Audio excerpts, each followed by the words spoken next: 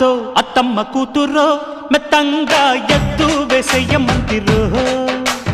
చిత్తో చిట్టమ్మ కూతురో మత్తంగా సత్తా చూపించమంతిరో తుళ్ళి తుళ్ళి పడ్డ తల్లి మళ్ళీ మళ్ళీ అంది పుల్లి